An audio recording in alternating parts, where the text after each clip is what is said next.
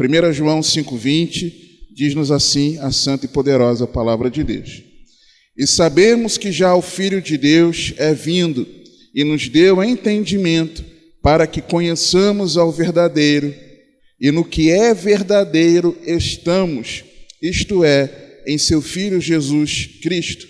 Este é o verdadeiro Deus e a vida eterna. Amém? Você pode se assentar. Amados, ontem eu falava com os irmãos na abertura do nosso culto em ação de graças pelos 22 anos do nosso ministério e, consequentemente, dessa igreja local. Atos, capítulo 8. Abra comigo, por favor. Atos 8. Eu falava sobre a celebração, a festa a qual aquele homem etíope havia participado em Jerusalém. O texto no versículo 27 fala exatamente isso. Na parte final do versículo, e tinha ido a Jerusalém para adoração. Ele havia ido para uma celebração. Só que Deus ele providenciou que a meditação que ele estivesse fazendo na palavra de Deus fosse naquilo que para nós hoje é o Isaías 53. Mas naquela época era uma porção do livro de Isaías. Não era separado por capítulos e versículos naquela época. Isso é uma convenção já do nosso tempo. E ali ele meditando naquilo, sobre o que os versos 32 e 33. E o lugar da escritura que li era este: foi levado como ovelha para o matadouro, e como está mudo o cordeiro diante do que o tosquia, assim não abriu a sua boca. Referindo-se a Jesus, que não abriu a sua boca. Não questionou estar sendo ali preso, não questionou estar sendo açoitado, ser crucificado, ser preterido por Barrabás. Barrabás tipifica a mim, a você, né, sendo livres da crucificação, porque Cristo foi crucificado em nosso lugar. E aí, verso 33, na sua humilhação foi tirado o seu julgamento, o julgamento injusto do Senhor. E quem contará a sua geração? Porque a sua vida é tirada da terra. O eunuco ele pergunta para Filipe, vem cá, o profeta está falando dele mesmo? Do que ele está falando? É de algum outro ou dele? E aí, o verso 35 diz que então Filipe, abrindo a sua boca e começando nesta escritura, ele anunciou a Jesus.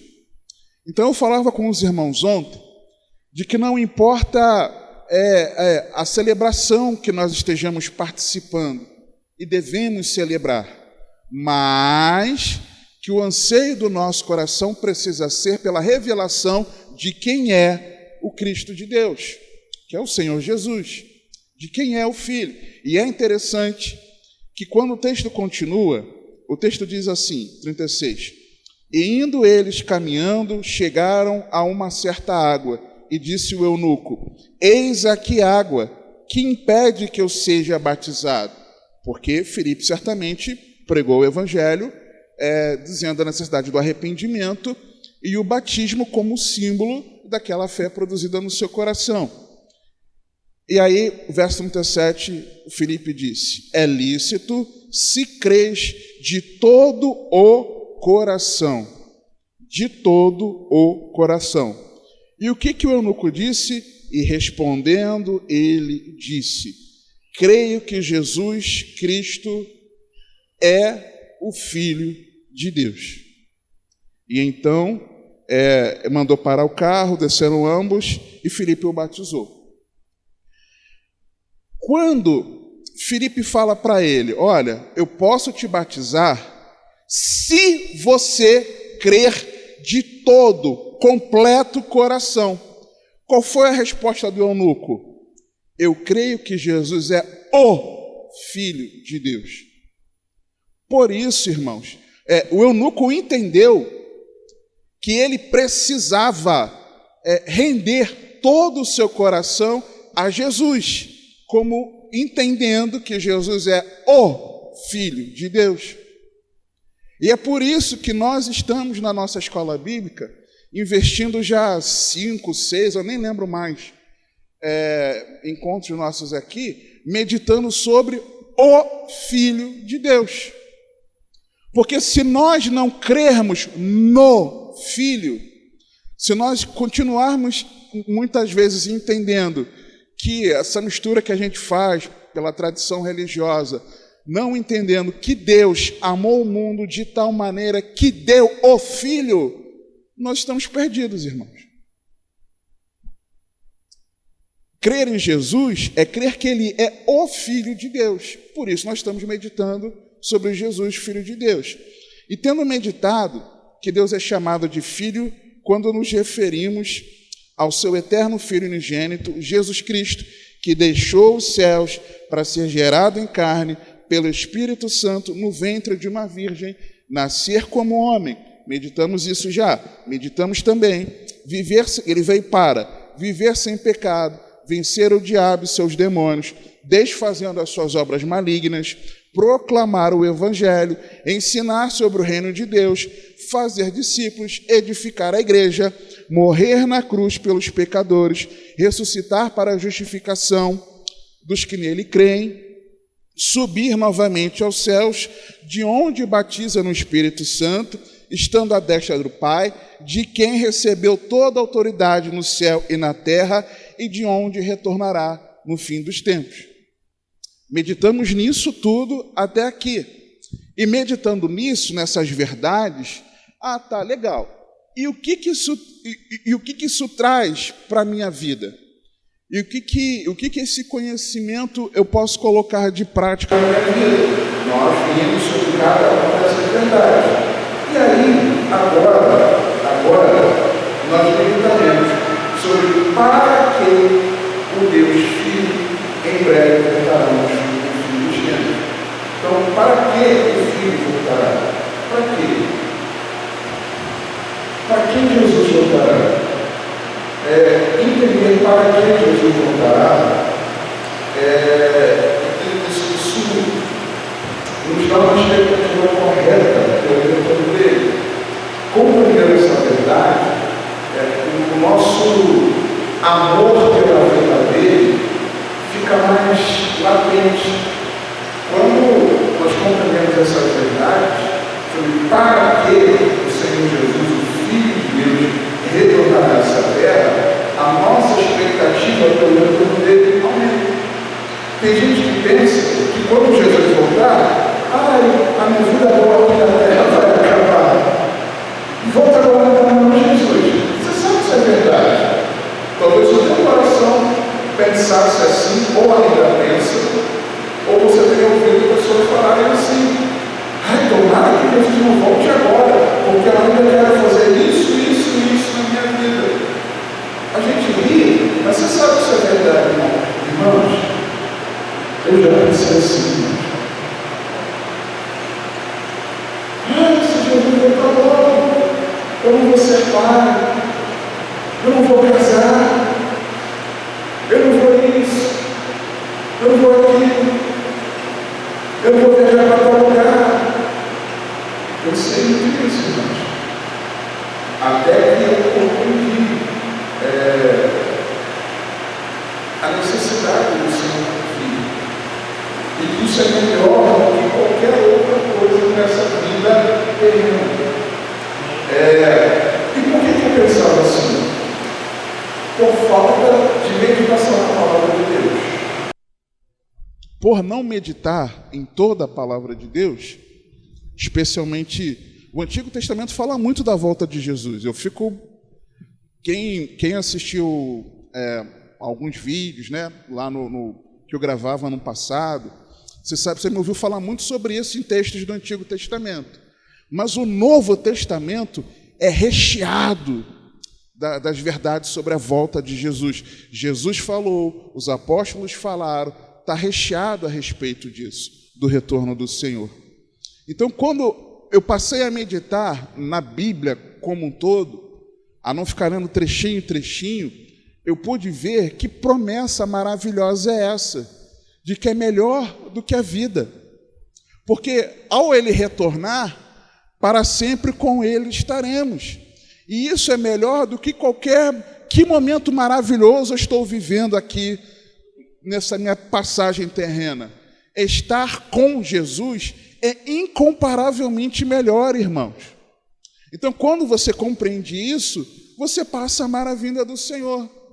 Você está andando na rua às vezes, aí você olha assim para o céu: ah, Senhor, quando é que o Senhor vai rasgar os céus e vai descer para nos buscar? O teu amor, sabe, aumenta. Não é expectativa de você pisar em ruas de ouro. Eu já comentei isso com os irmãos. Eu lembro que antigamente, caramba, quando eu li Apocalipse, bem mais antigamente, eu falei: meu Deus, rua de ouro, que maravilha, que lugar suntuoso. Até que eu compreendi isso ano passado, que o pó, o chão é de ouro, porque aquilo que para nós aqui a gente se mata para conquistar, lá para nós é irrelevante, é o chão, é o piso, porque o Cristo glorioso, o Pai, estarão ali diante de nós e nós os contemplaremos. Para nós, o ouro vai ser irrelevante, é o chão, é o lugar onde a gente vai pisar, irmãos. Dos meus olhos o Senhor enxugará toda a lágrima. Isso é maravilhoso, porque nos mostra que o nosso sofrimento aqui na terra, ele vai ter um fim. Não importa aquilo pelo qual nós passamos, e dói muito. E eu sei que tem muita coisa que nos dói, mas a nossa esperança é de que quando Jesus voltar, vai passar, irmãos. Então, e isso é maravilhoso. Mas apesar disso, tem gente que mora num lugar difícil, teve uma infância difícil, numa casa que não tinha nem banheiro dentro, que tinha que ir fora para fazer as necessidades, que mora numa casa que não tem reboco, que não tem piso direito, que uma série de coisas. Casa com problema no telhado, e etc, etc, etc. Uma vida difícil em relação à moradia. E cria expectativa: meu Deus, o Senhor está preparando um lugar maravilhoso para eu habitar para sempre. E às vezes a nossa expectativa é essa, irmãos. Às vezes a expectativa, eu vou falar já sobre isso, nós vamos falar aqui no texto, é de que, meu Deus, aquela pessoa que eu tanto amava e partiu, eu tenho esperança de ficar com ela para sempre, na eternidade. Só que, irmãos, a nossa expectativa pelo retorno do próprio Senhor é o Senhor. Não importa onde estivermos, não importa com quem mais nós estaremos, ainda que eu queira estar com todos vocês na eternidade, com todos os meus familiares, inclusive os que ainda não creem no Senhor, eu tenho expectativa e oro, e na oportunidade que tenho, evangelizo, para que eles se arrependam dos seus pecados, creiam no Senhor e estejamos todos na eternidade, perseverando até o fim aqui nessa vida.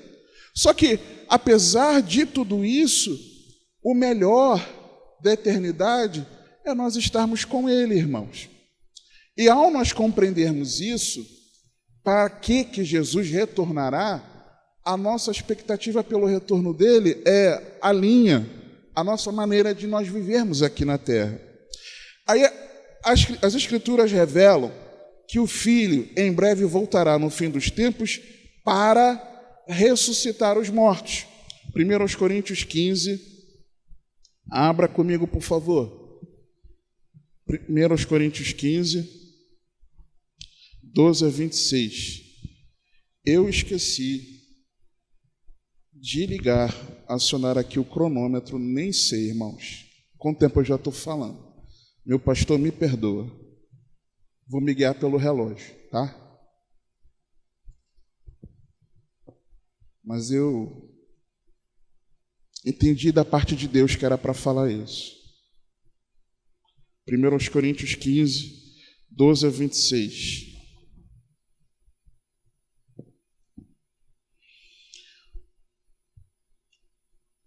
Ora, se prega que Cristo ressuscitou dentre os mortos, como dizem alguns dentre vós que não há ressurreição de mortos, e se não há ressurreição de mortos, também Cristo não ressuscitou.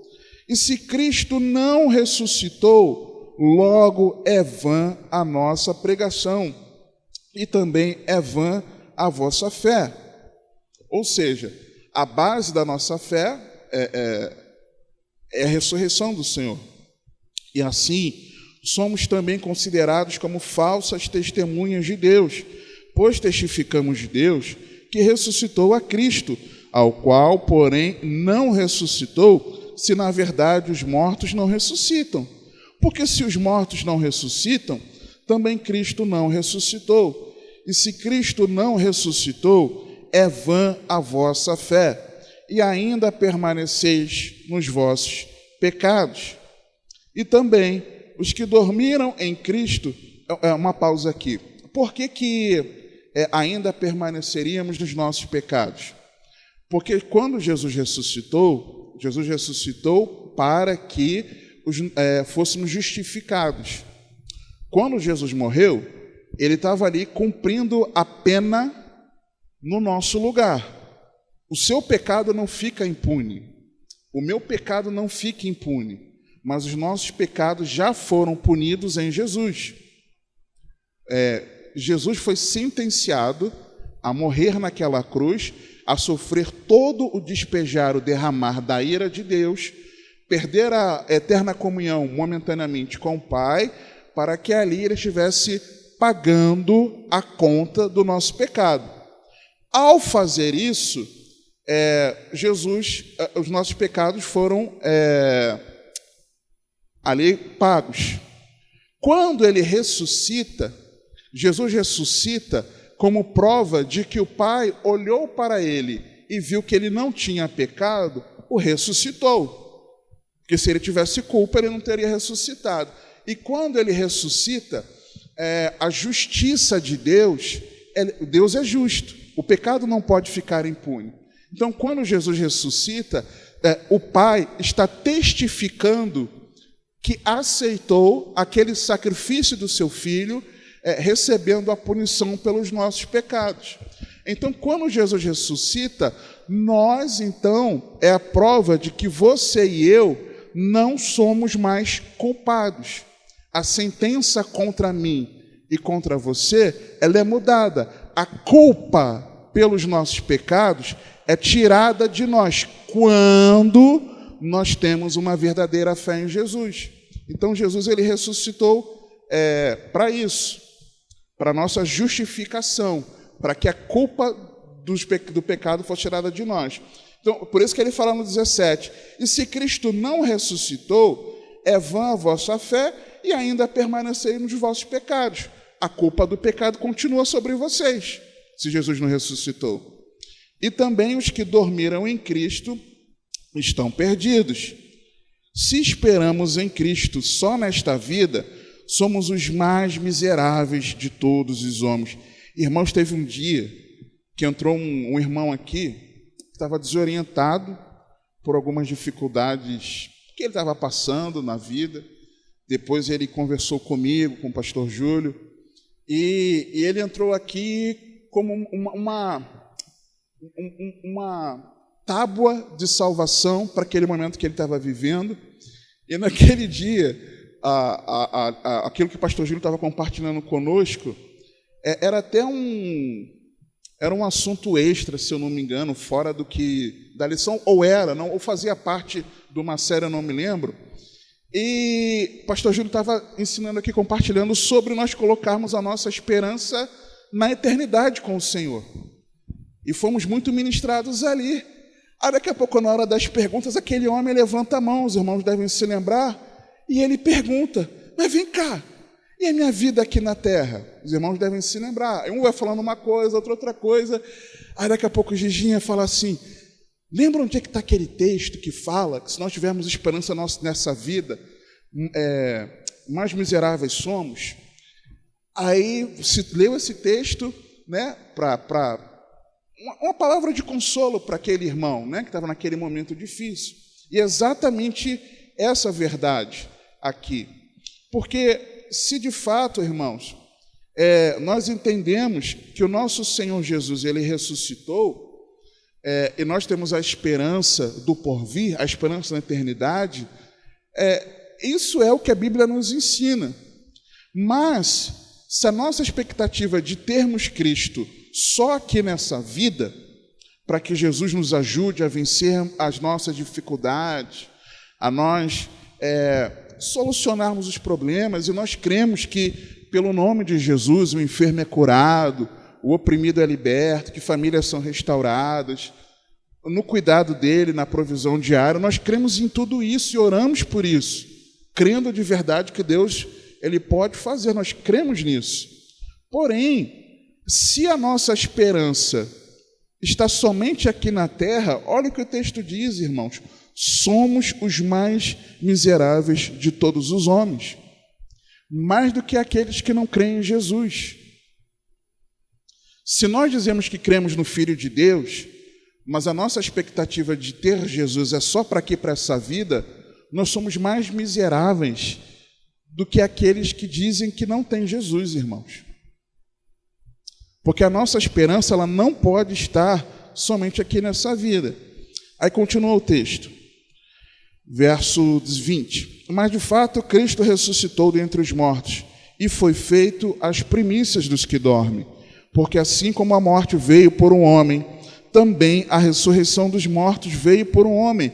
Porque assim como todos morrem em Adão, assim também todos serão vivificados em Cristo, mas cada um por sua ordem.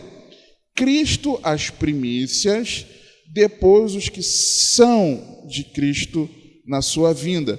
Depois virá o fim, quando tiver entregado o reino a Deus, ao Pai, e quando houver aniquilado todo o império e toda a potestade e força, porque convém que reine, até que haja posto a todos os inimigos debaixo de seus pés.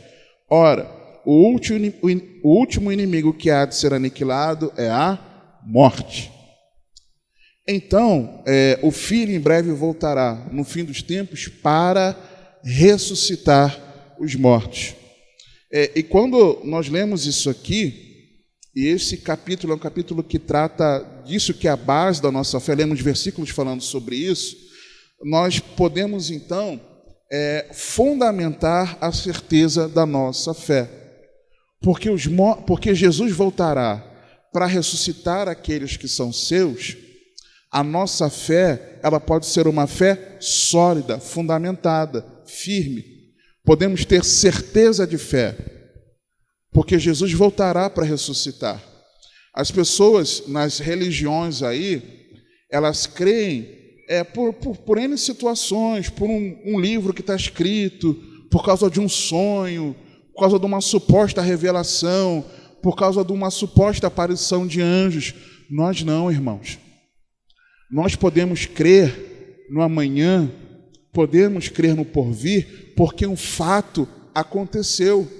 E a história testifica isso, porque a confirmação extrabíblica sobre isso. O Filho de Deus, que se fez filho do homem, ele ressuscitou ao terceiro dia. Os textos históricos falam sobre isso. E se tantas testemunhas, naquela época, se isso fosse uma inverdade, uma mentira, as pessoas não seriam loucas de dar a sua vida por isso, por algo que elas serviriam de chacota, por alguém que elas chamariam de Senhor, sendo passíveis de serem punidas com a morte, de reconhecerem que outra pessoa é o governador da vida delas, o Senhor Supremo da vida delas. Mas as pessoas falavam isso, confirmavam isso, perigando serem mortas, porque elas tinham a comprovação, testemunharam que Jesus ressuscitou. E porque Jesus ressuscitou, porque Ele vive, nós cantamos, posso crer no amanhã. Nós não cantamos isso? E porque Jesus ressuscitou, os mortos nele ressuscitarão na sua vinda. Então, para que Jesus voltará? Para que aquele que morreu em Cristo volte à vida. Para aquele que morreu em Cristo, num corpo num corpo débil, frágil, doente, que passou por várias situações, para que essa pessoa ressuscite num corpo glorioso, transformado, plenamente saudável e tenha vida eterna. Jesus ressuscitará para isso, para ressuscitar os mortos nele. E sabermos dessa verdade fundamenta a certeza da nossa fé. Uma outra verdade é que Jesus, o Filho em breve voltará no fim dos tempos para arrebatar os salvos ao seu encontro. 1 Tessalonicenses 4, versos 13 a 18. Esse texto aqui de 1 Tessalonicenses, ele também fala sobre a ressurreição dos mortos. Mas eu preferi ler o 1 Coríntios 15 para nós falarmos sobre isso. Aqui, Paulo, ele encontra um depoimento de Timóteo, de uma igreja que ele havia formado, junto com a equipe missionária, ele, Paulo, Timóteo e Silas. E Paulo precisou sair correndo de lá, fugido, porque os judeus que não haviam se convertido a Cristo o perseguiram. E dali ele saiu de Tessalônica, foi para Bereia, em Bereia foi perseguido, teve que sair correndo, até que ele foi parar, Atos 17, né? Até que ele vai parar lá no coração da Grécia. E aí, irmãos, em Atenas. E aí aqui, quando Timóteo chega para ele, Timóteo fala, Paulo, os irmãos estão firmes na fé, os irmãos perseveraram, estão sendo perseguidos, mas continuam firmes, porém Paulo tem um problema. Lembra aquilo que você ensinou sobre a vinda de Jesus? Eles estão com o entendimento distorcido. Paulo, eles estão desesperados por não compreender o que vai acontecer quando Jesus voltar. E aí Paulo traz esse ensino aqui das duas cartas, da primeira Tessalonicenses e da segunda. Em cada capítulo ele fala sobre a vinda do Senhor. E aqui no capítulo 4, a partir do verso 13, ele diz o seguinte: não quero, porém, irmãos, que sejais ignorantes acerca dos que já dormem, para que não vos entristeçais como os demais que não têm esperança. Os irmãos estavam tristes, achando que, como Jesus ainda não havia retornado, aqueles que morreram, mesmo na fé em Cristo, estavam perdidos, porque Jesus voltaria. Como Jesus ia os levar se eles estavam debaixo da terra, por exemplo, mortos? Como é que eles iam para o céu quando Jesus voltasse?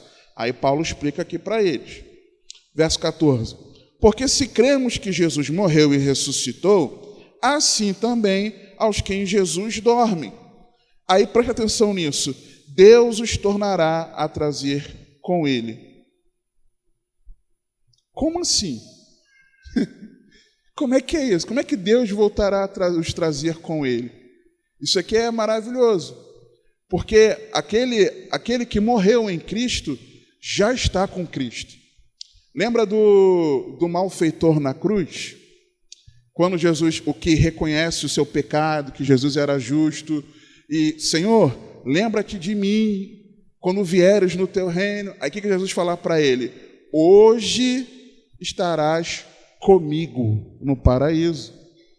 Então, aquele ente querido nosso, aquele amigo nosso, que morreu perseverando na fé em Cristo, já está com o Senhor. A alma dele já está lá com o Senhor no paraíso. Já está. E quando Jesus voltar, o que vai acontecer? As almas dessas pessoas voltarão para a terra e entrarão nos seus corpos. Irmão, como é que pode ser isso? Um corpo que já há mais de 1000 anos já está decomposto, já virou pó e cinza. Irmãos, Nós servimos ao Deus que criou os céus e a terra. Então, aquele corpo que já está decomposto, isso para Deus... Aliás, 1 Coríntios 15 fala que vai ser assim, no piscar de olhos. O piscar de olhos não é o arrebatamento, irmãos. No texto não diz isso. O piscar de olhos é a transformação do corpo. É isso que o texto fala lá. Então, para Deus, o corpo já vai ser refeito. Não tem aquela expressão que a gente diz? Eu vi com os meus olhos que a terra há de comer. E come. Os vermes comem lá o corpo. Só que esse corpo todo comido, esse corpo vai ser recomposto e ressuscitará com a alma daquela pessoa que morreu em Cristo, que quando ele vier, vai voltar com ele. Isso é maravilhoso, irmãos. Então o texto está dizendo isso. Aí verso 15. Dizemos-vos, pois, isto pela palavra do Senhor. Paulo está falando isso, não é porque ele, eu li no Antigo Testamento e eu interpretei assim. Puxa, eu acho que é desse jeito. Não, Jesus falou para ele. Jesus aparecia para Paulo e fazia uma escola bíblica com ele. Paulo, é isso. A Bíblia fala isso. Jesus falou para ele. Foi Jesus que ensinou isso para Paulo. Dizemos, pois, isto pela palavra do Senhor, que nós, os que ficarmos vivos para a vinda do Senhor, não precederemos os que dormem. Porque o mesmo Senhor descerá do céu com alarido e com voz de arcanjo e com a trombeta de Deus, e os que morreram em Cristo ressuscitarão primeiro.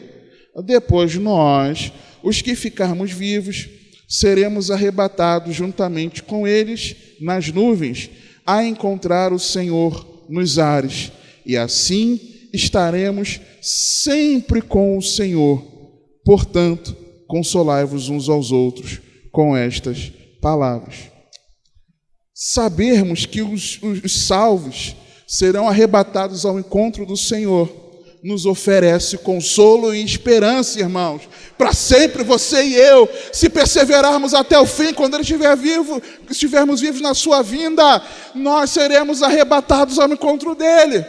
E se tivermos morrido, nós voltaremos em corpos transformados, ressuscitaremos em corpos transformados e encontraremos com Ele, para sempre estarmos com Ele. Isso é o nosso consolo e é a nossa viva esperança, irmãos. Então você saber sobre que em breve Ele voltará para arrebatar a sua igreja, isso consola o nosso coração, isso renova a nossa esperança. O fim está próximo, meu Deus, olha o que está acontecendo no mundo. É verdade, irmãos, mas isso mostra que mais próximo está de nós estarmos para sempre com o nosso Senhor. E isso aquece o nosso coração, irmãos. Precisa aquecer. Precisa aquecer. Para que o Filho em breve voltará no fim dos tempos? Também para julgar a humanidade, irmãos. Mateus capítulo 16.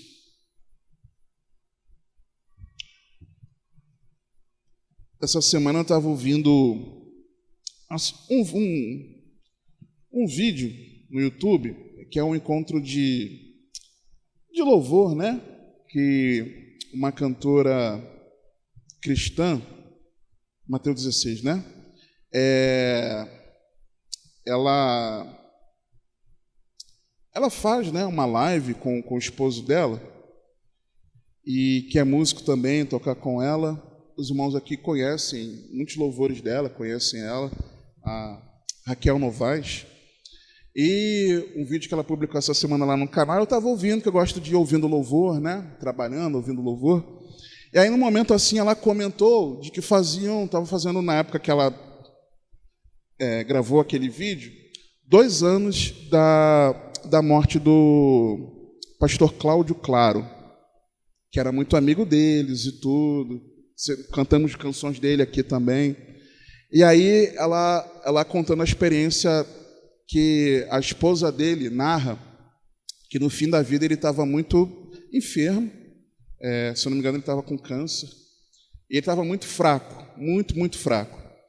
E ele estava um período, os médicos o mandaram para casa para que ele tivesse uma última boa experiência. E eles foram para uma fazenda, um sítio, não me lembro direito, não sei se deles ou de amigos, e passaram lá um tempo. Estavam passando um tempo lá. Naquele dia ele estava com muitas dores, naquele dia muitas e muitas e muitas dores, precisaram levá-lo ao hospital para que ele tomasse morfina, né? E aí o médico falou, olha, agora ele vai ter uma boa noite de sono. E voltaram para lá. Quando voltaram, a esposa conta que ele estava dormindo muito bem, né? E ela foi dormir no outro quarto, porque ela também não estava conseguindo descansar com ele naquele sofrimento todo. E que naquele dia, por volta de 6 horas da manhã, os cachorros lá do sítio começaram a latir muito. Muito, muito, muito, como eles não faziam. Muito, muito, muito, muito, muito. E o que todo mundo achou? Invadiram aqui a propriedade e foram ver. Quando foram ver, os cachorros estavam latindo em frente à porta do quarto em que o pastor Cláudio, claro, estava dormindo. E aí, quando eles abriram a porta, viram que ele já estava nos braços do Senhor. Aí ligou uma parente para ela, para a esposa do pastor Cláudio, claro, falando, olha, eu tive um sonho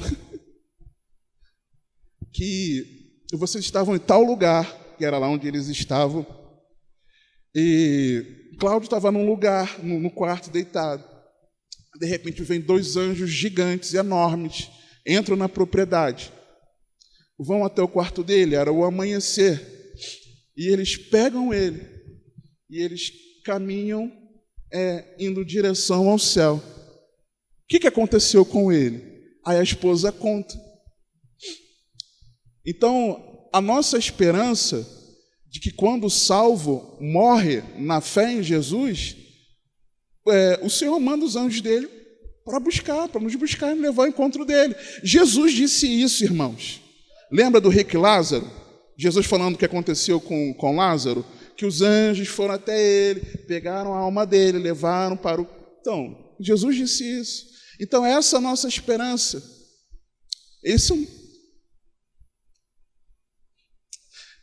Eu me lembro, irmãos, quando eu vi isso essa semana, eu me lembro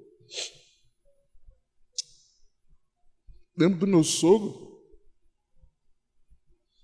Estava com ele no hospital lá em Niterói, e ele com câncer, né, já internado. Eu fiquei ali vários dias, fiquei com ele, e eu lembro que eu tinha um celularzinho lá, que eu ficava ouvindo louvor, né, botava nas rádios, e eu via uns louvores, e aí eu lembro que naquele momento eu estava ali junto dele, juntinho dele, e daqui a pouco eu parei para olhar alguma coisa no telefone, eu lembro o que era, alguma coisa assim. Naquele tempo não existia o WhatsApp, né? Início de 2007, era alguma coisa que eu lembro o que era, provavelmente para aumentar o volume, mudar a estação. Aí daqui a pouco, irmãos, eu sinto eu vou chamar assim a expressão, tá? Uma descarga energética, falando assim, passando do corpo dele pelo meu. Eu falei, que negócio é esse? E o celular apagou na hora. Eu falei, ué, eu carreguei esse celular, cadê a bateria? Aí quando eu viro para o lado, olho para ele tinha partido. Então naquele momento, com certeza, eu creio que assim também aconteceu. Os anjos do Senhor foram lá e foram o buscar, o levar. Essa é a nossa esperança. Então, e saber que se nós estivermos vivos na vinda do Senhor, nós não precederemos os que dormem, mas juntos encontraremos com o Senhor nos ares. Mateus 16, 24 a 27. Ele voltará, o Filho em breve voltará para julgar a humanidade. Olha o que o texto diz. Então disse Jesus aos seus discípulos: se alguém quiser vir após mim, renuncie-se a si mesmo, tome sobre si a sua cruz e siga-me. Porque aquele que quiser salvar a sua vida, perdê-la-á. E quem perder a sua vida por amor de mim, acha-la-á. Pois que aproveita ao homem ganhar o mundo inteiro, se perder a sua alma? Ou que dará o homem recompensa da sua alma? Porque o Filho do Homem virá na glória de seu Pai, com os seus anjos, e então dará a cada um segundo as suas obras. O Filho em breve voltará para julgar a humanidade. Às vezes hoje, às vezes passa na nossa mente, no nosso coração, como pode essa maldade estar acontecendo? Fulano merece sofrer essa punição e não pode essa impunidade acontecer. Mas, irmãos, ainda que nessa vida o mal fique impune, no fim dos tempos, o mal será punido. E Jesus voltará para julgar a humanidade, para retribuir a cada um segundo as suas obras. Aquele que estiver nele, com ele para sempre estará. Aquele que não estiver nele, para sempre com ele não estará. Mas será condenado, permanece condenado, estará aprisionado eternamente no lugar de sofrimento e dor, para sempre longe do seu Criador. Então Jesus voltará para julgar a humanidade. Não pense que a maldade ficará impune. Mas o que isso traz para a nossa vida? Isso nos chama a responsabilidade pessoal. Porque nesse texto, olha o que a Bíblia diz no verso 24. Se alguém quiser vir após mim, renuncie-se a si mesmo, tome sobre si a sua cruz. Não é tome sobre o outro. Não queira que o outro carregue a sua cruz. Eu não posso querer que o meu pastor, meus pastores carreguem a minha cruz, que os meus irmãos carreguem a minha cruz, que a minha esposa, que a minha filha carreguem a minha cruz. Mas eu preciso tomar sobre mim, porque aqui Jesus nos diz isso. E quando ele fala no verso 27, parte final, e então dará a cada um, é que nós seremos punidos ou não, segundo a nossa responsabilidade pessoal aqui na terra. Então, a maneira como nós vivemos aqui é uma responsabilidade pessoal minha e responsabilidade pessoal sua, porque Jesus vai retribuir individualmente. Jesus não vai retribuir a Igreja Bíblica Cristã. Celebramos 22 anos de história aqui desse lugar. Eu falo esse lugar, não que sejamos parede, mas dessa reunião dos irmãos, Igreja Bíblica Cristã. Celebramos 22 anos de história, mas Jesus não vai retribuir, ou para o bem ou para o mal, o coletivo. Ele vai retribuir segundo a obra de cada um. Segundo a minha obra, segundo a sua obra. Outra verdade sobre o Filho que em breve voltará. O último texto, 2 Pedro, capítulo 3. O Filho em breve voltará para eliminar totalmente o mal e criar novos céus e nova terra. 2 Pedro, capítulo 3.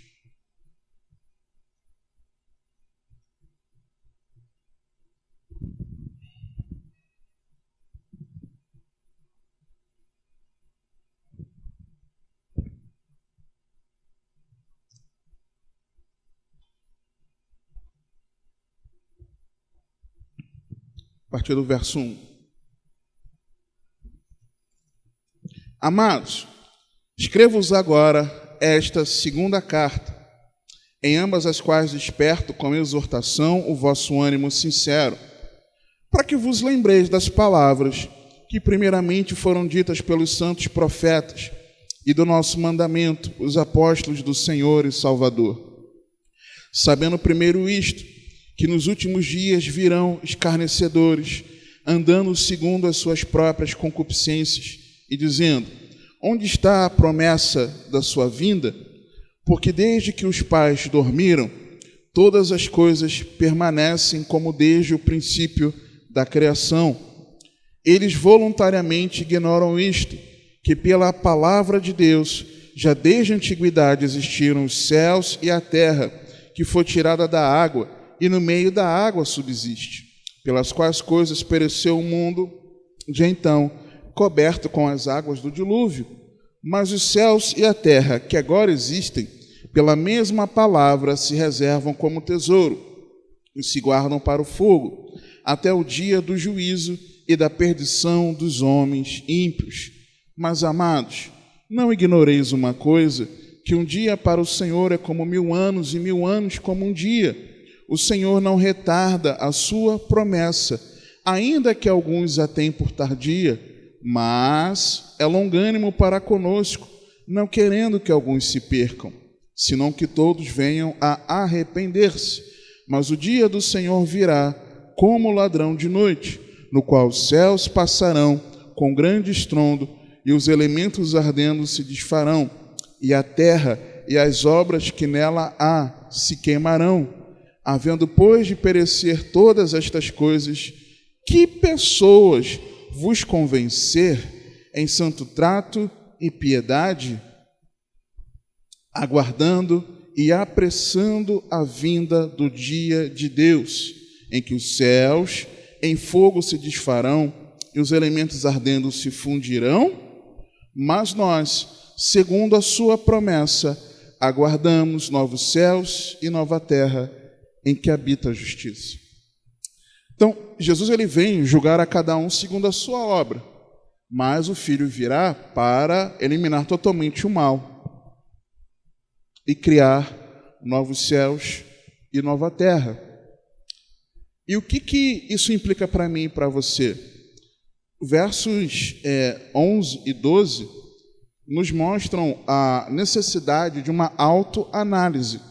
Havendo, pois, de perecer todas estas coisas, havendo do mal ser punido, dessa terra ser desfeita da forma como ela é, que pessoas vos convencer? Quem vocês acham que devem ser? Como vocês acham que devem viver? Em santo trato e piedade, ou seja, na conduta, no proceder de vocês com o próximo, e no relacionamento de vocês com Deus, na piedade, no relacionamento com Deus, aguardando e apressando a vinda do dia de Deus. Quem vocês acham que vocês devem ser? Saber que essa terra vai ser desfeita da forma como ela é e que os ímpios sofrerão perdição eterna, está escrito aqui, verso 7, perdição dos homens ímpios. Como é que nós vamos viver, irmãos? Já que o inferno é real, já que a condenação é real, já que Jesus voltará, como é que nós vamos viver aqui? Desprezando que Jesus voltará? Isso precisa nos levar a uma reflexiva autoanálise. Aí continuando, mas nós, o Filho em breve voltará também para criar novos céus, nova terra, onde com o seu povo que o ama estabelecerá o seu reino de justiça, paz e alegria para sempre. Porque olha o que o versículo 13 diz: mas nós, segundo a sua promessa, aguardamos novos céus e nova terra em que habita a justiça. Não haverá mais injustiça. Por isso, amados, aguardando estas coisas, procurai que dele sejais achados imaculados e irrepreensíveis em paz, e tende por salvação a longanimidade de nosso Senhor, como também o nosso amado irmão Paulo vos escreveu, segundo a sabedoria que lhe foi dada. Falando disto, como em todas as suas epístolas, Pedro lia os escritos de Paulo, entre as quais há pontos difíceis de entender, que os indoutos e inconstantes torcem igualmente as outras escrituras para a sua própria perdição. Vós, portanto, amados, sabendo isto de antemão, guardai-vos de que pelo engano dos homens abomináveis sejais juntamente arrebatados e descaiais da vossa firmeza. Antes, crescei na graça e conhecimento de nosso Senhor e Salvador Jesus Cristo. A Ele seja a glória, assim agora, como no dia da eternidade. Amém. Então, já que Jesus ele voltará, o Filho voltará em breve para criar novos céus e nova terra, onde estabelecerá o seu reino de justiça, paz e alegria para sempre com o seu povo, o que eu faço com isso? Verso 18. Isso é um chamado ao crescimento espiritual. Quem almeja passar a eternidade com o Senhor não pode ser menino na fé, irmãos. Tem que crescer. É o que Pedro está dizendo aqui, dirigido pelo Espírito Santo. Antes, crescer na graça e conhecimento de nosso Senhor. Por quê? Porque Ele voltará para estabelecer um reino de paz, justiça e alegria. Como é que você quer estar com o Senhor e você ser menino? Tem que crescer. É um chamado ao crescimento. Então, o Filho voltará para ressuscitar os mortos, isso nos dá certeza de fé, para arrebatar os salvos ao seu encontro, isso nos oferece consolo e esperança, para julgar a humanidade, nos chamando à responsabilidade pessoal, para eliminar totalmente o mal e para criar novos céus e nova terra, nos conduzindo a uma reflexiva autoanálise e também para estabelecer com o seu reino de justiça, paz e alegria com o seu povo, e isso nos chama ao crescimento espiritual. Amém, queridos? Vamos orar?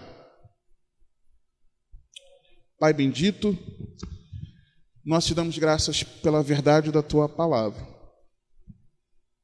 Que a minha limitação, Senhor, a minha dificuldade não seja impedimento para que os meus irmãos compreendam o ensino da tua palavra. Traga sobre nós a capacitação necessária, Pai, para nós cumprirmos a tua vontade, colocarmos esses ensinos em prática, Senhor. Nos ajuda a não estarmos na escola bíblica apenas para passar tempo, ou apenas para termos um conhecimento, mas para que nós possamos colocar em prática, Pai, aquilo que nós temos aprendido, para louvor do teu nome. Que de todo o coração, como o eunuco disse a Filipe, que nós creiamos que Jesus Cristo é o teu Filho unigênito, que veio a esse mundo também para nos salvar, e que em breve Ele voltará para nos buscar, Senhor. Ajuda-nos a compreendermos essa verdade e que isso fique selado na tábua do nosso coração. Fortalece-nos, Senhor, e ajuda-nos a amarmos a vinda do Senhor, a não colocarmos a nossa esperança nessa terra, mas que em breve o teu Filho virá. Assim nós oramos, no nome de Cristo Jesus. Amém.